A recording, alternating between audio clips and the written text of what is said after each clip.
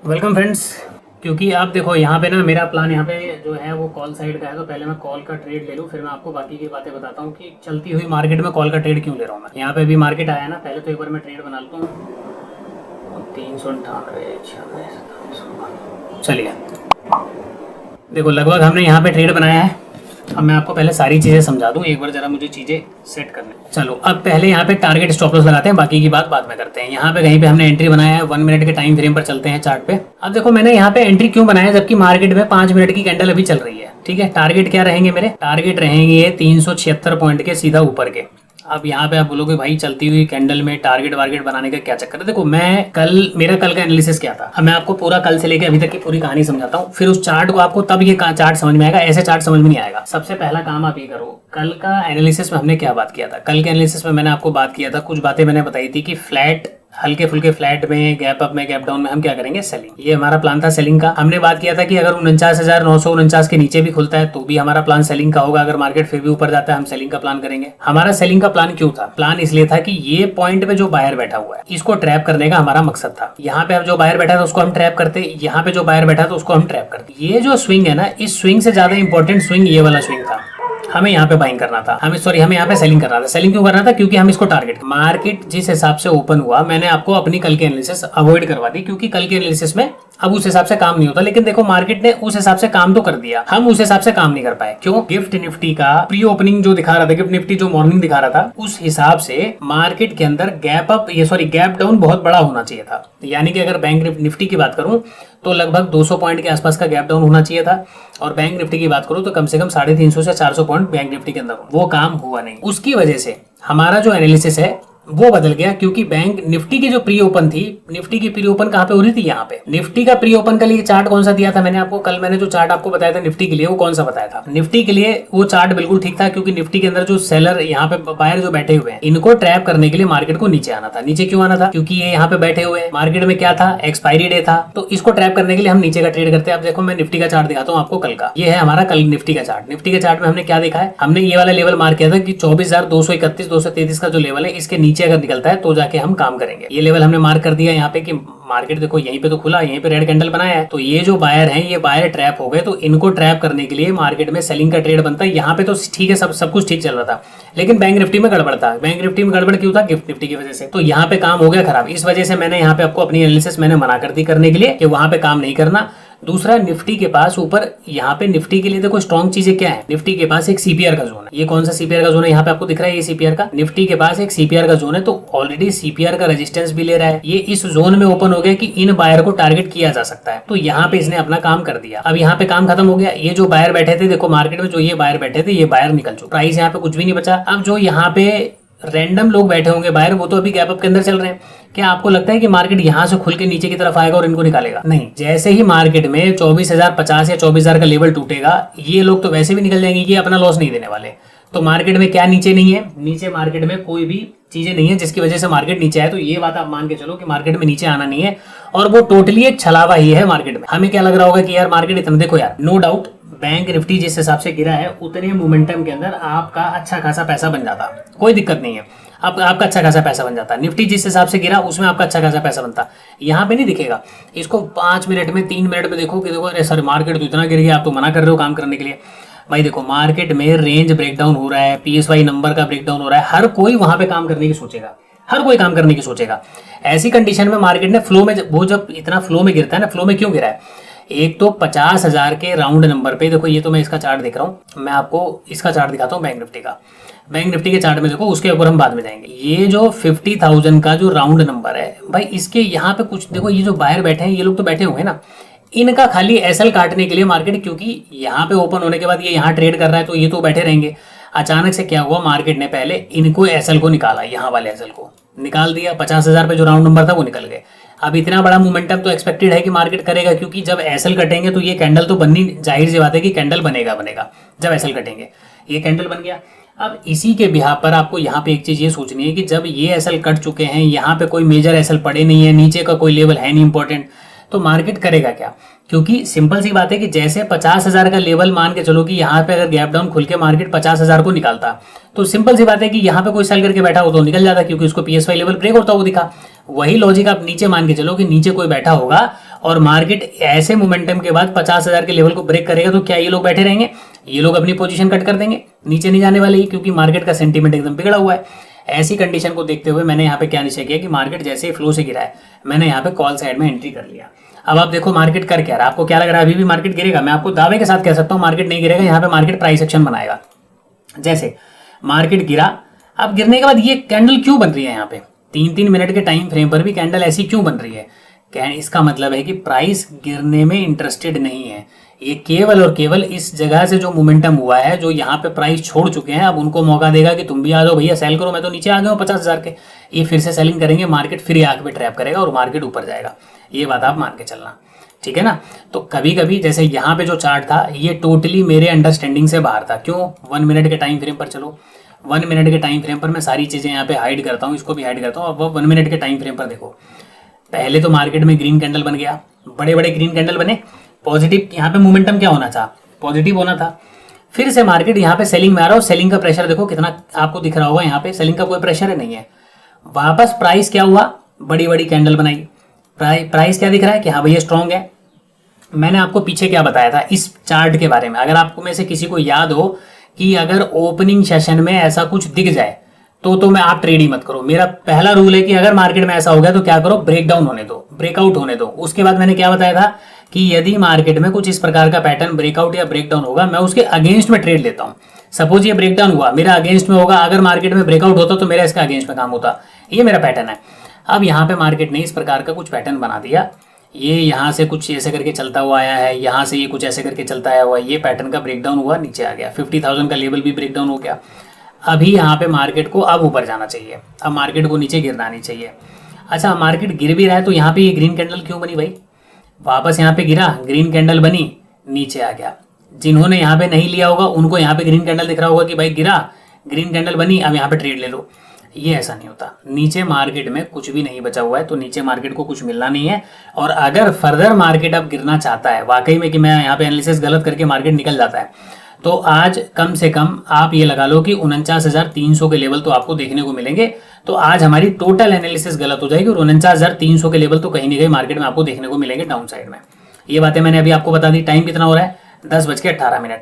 या तो 49,300 हमारी सारी एनालिसिस को गलत करके मार्केट सीधा यहाँ पे आएगा, या फिर जो हम प्रेडिक्शन कर रहे हैं कि मार्केट यहाँ पे केवल ये छलावा है, मार्केट को ऊपर निकलना, और जब मार्केट ऊपर निकलेगा तो ये बात ध्यान रखो कि ये जो स्विंग दिख रहे हैं ना आपको, ये सारे स्विंग 50,300 वाले, ये आपको आज ब्रेक होते हुए दिखेंगे, कम कर जाएगा। ठीक है, पूरा चार्ट आपको समझ में आ गया। कॉल में एंट्री हमने ले ली, और कॉल में एंट्री लेने के बाद क्या मार्केट वापस नीचे गया? नहीं गया। अब यहाँ पे एक चीज हमको देखना है कि यदि मार्केट नीचे जाता है तो हम अपना स्टॉप लॉस दे देंगे, क्योंकि हमारी एंट्री कहाँ पे हुई है?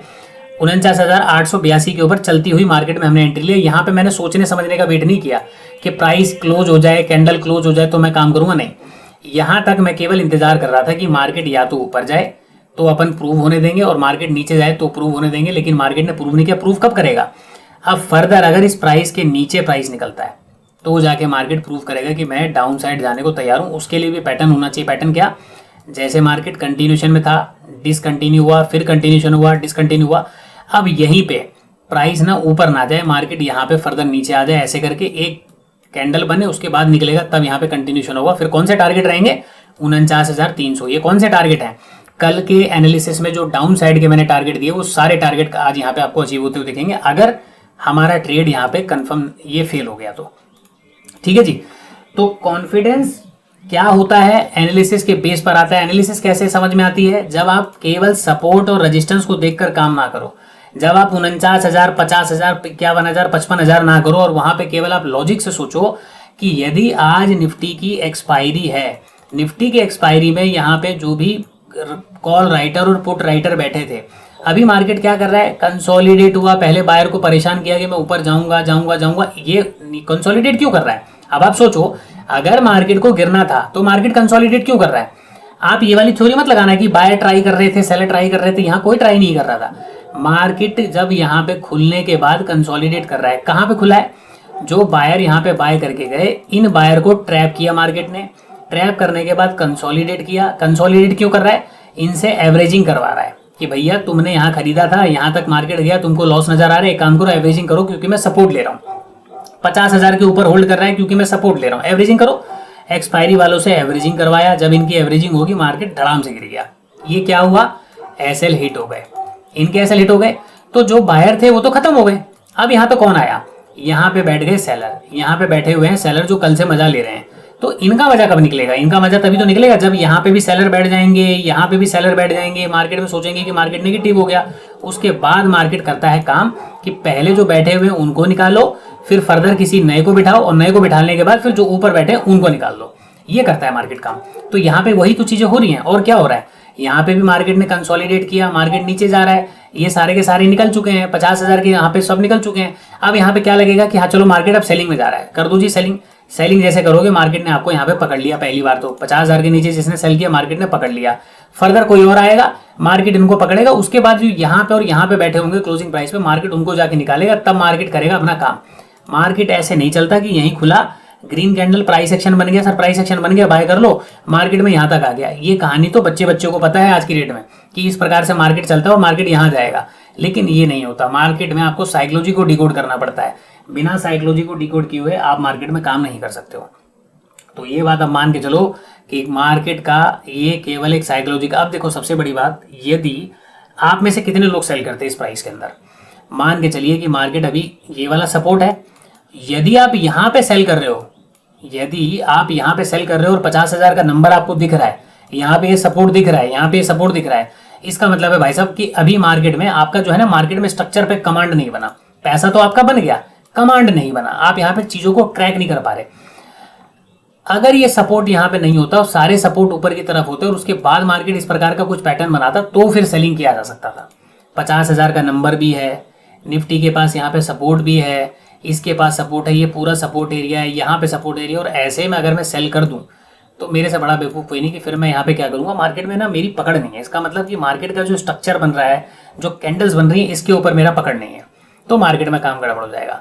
तो फिलहाल मैंने आपको ये बता दिया। और दूसरी बात मैंने क्या बताई कि लास्ट अगर मार्केट अब इसके नीचे निकलता है तो यही देखो लास्ट लेवल है 49,800 का।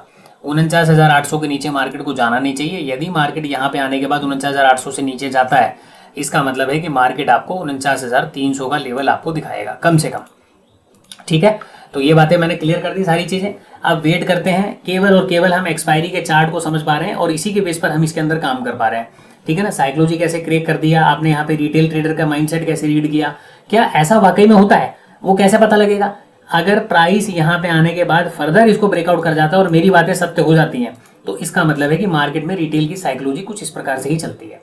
तो फिलहाल टाइम कितना हो गया, 10:24। अब मिलते हैं इस चीज को कंप्लीट होने के बाद, उसके बाद हम देखते हैं कि हमारी इस पूरी बकवास का निसार क्या रहा, क्या निचोड़ रहा, उसके बाद मैं बातें करता हूँ। तो फिलहाल मैं यहाँ पे क्या करता हूँ, माइक को बंद और उसको चलने देते हैं।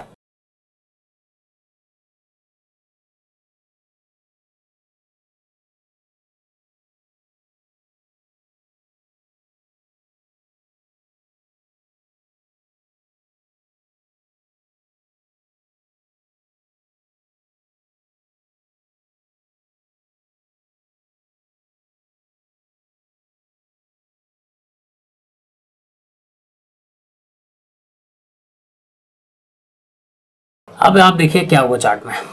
ये जो चार्ट में जो डाउन साइड का मोमेंटम आया, मैंने टेलीग्राम पे आपको अपडेट किया कि ये जो डाउन साइड का मूव है, जस्ट ये एक छलावा है। वो छलावे के पीछे का रीज़न मैंने आपको बता दिया कि क्यों ये छलावा है, क्यों मार्केट रिवर्स हो सकता है, क्या था। मैंने दोनों चार्ट को आपको एक्सप्लेन कर दिया, सारी चीज़ें मैंने आपको यहाँ पे समझा दी। ठीक है, सारी चीज़ें आप समझ गए। अब समझने के बाद अब आप अपना दिमाग लगाओ कि आप इस प्रकार की मार्केट में कैसे काम करते हो।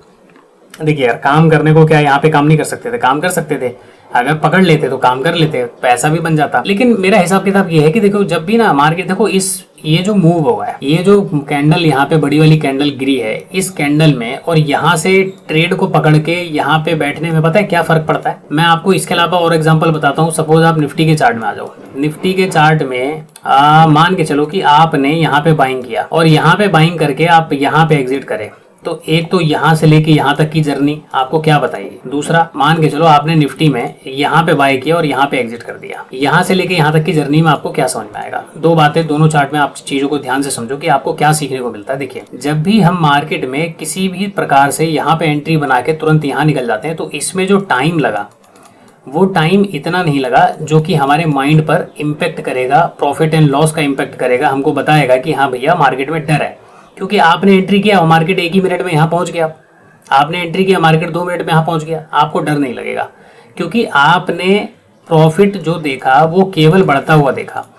आपने प्रॉफिट को इस तरीके से जाता हुआ देखा, प्रॉफिट को कभी भी आपने ऐसे जाता हुआ, ऐसे आता हुआ, इस तरीके से नहीं देखा।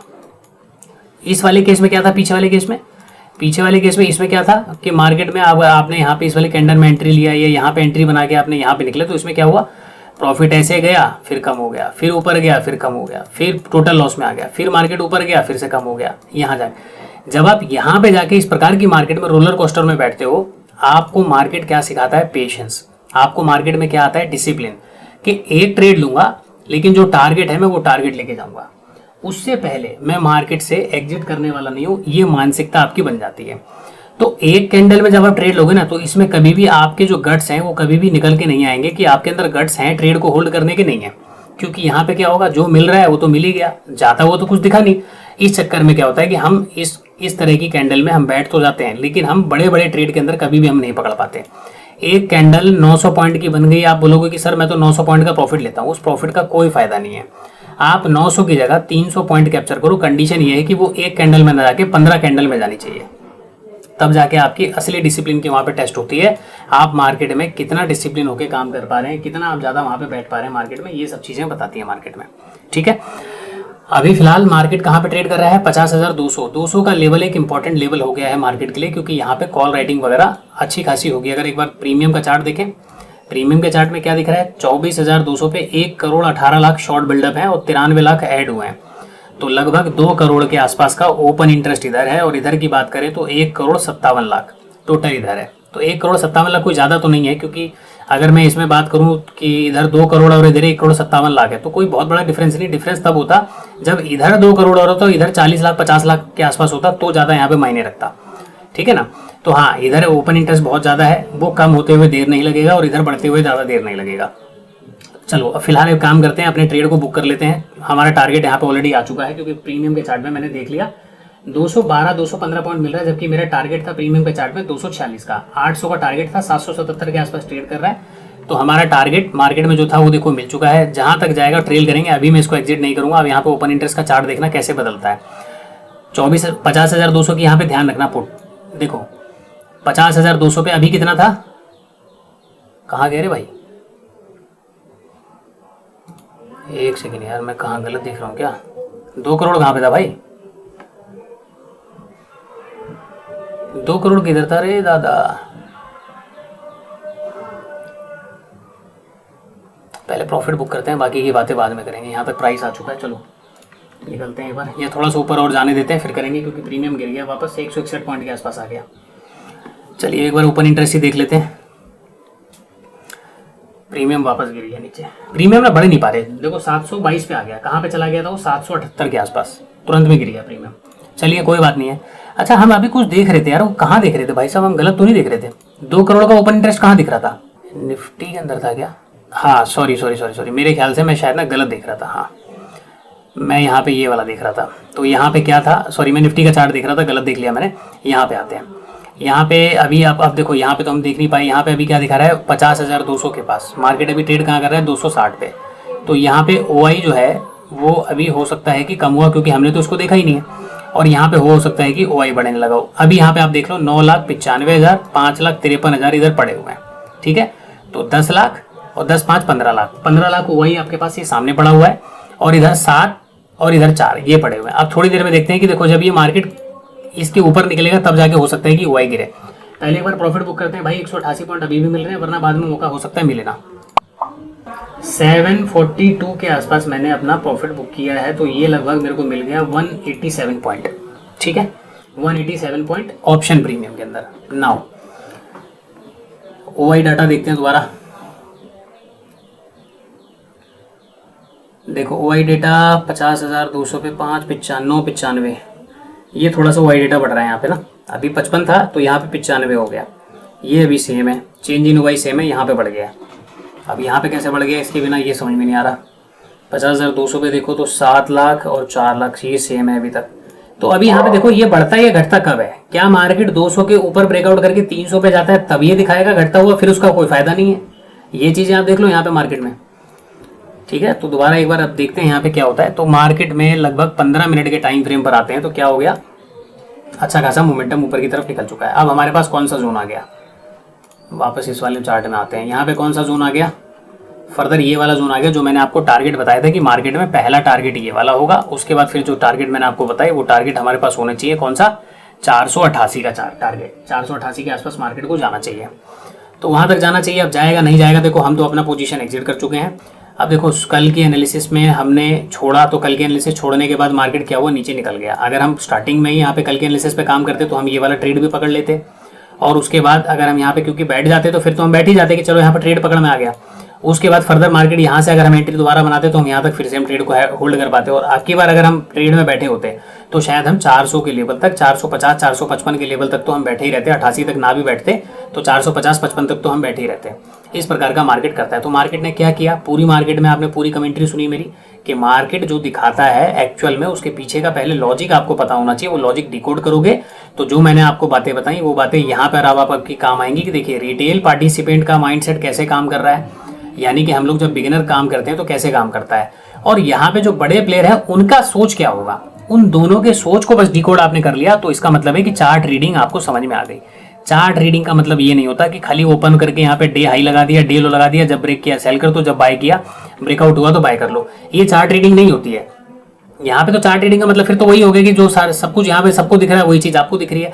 आपको ये देखना है कि भैया मार्केट गैप डाउन होके होल्ड क्यों कर रहा है, ये क्यों होल्ड कर रहा है। और अभी भी ये देखो नीचे गिर गया, ये भी नीचे गिर गया, ये रिकवर कर गया, ये अभी तक इसी जोन के अंदर पड़ा हुआ है। क्यों, क्या ये जोन इतना बड़ा हो गया कि ये नहीं निकाल पा रहा, जस्ट ड्यू टू एक्सपायरी।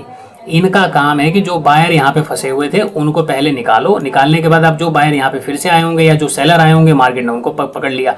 तो मार्केट का ये ना नेचर है, वो एक्सपायरी के दिन कोशिश करेगा कि मैक्सिमम उनकी कमर तोड़ी जाए, और जब उनकी पोजीशन कट चुकी होगी तो उसके बाद ये डायरेक्शन डिसाइड करेगा कि ऊपर जाना है कि नीचे जाना है। अच्छा बाहर निकल जाएंगे, उसके बाद सेलर अगर पता लगे कि ऊपर हैवी सेलर बैठे हैं नीचे हैवी बायर बैठे हैं, मार्केट इसी के जोन में ट्रेड करता रहेगा, इसको भी पैसा देगा इसको भी पैसा देगा, और कमर किसकी टूटेगी, ऑप्शन बायर की। तो बस ये सब चीजें होती है, आपको डिकोड करनी पड़ती है। फिलहाल अभी के लिए इतना ही, मिलते हैं कल की नेक्स्ट वीडियो के अंदर।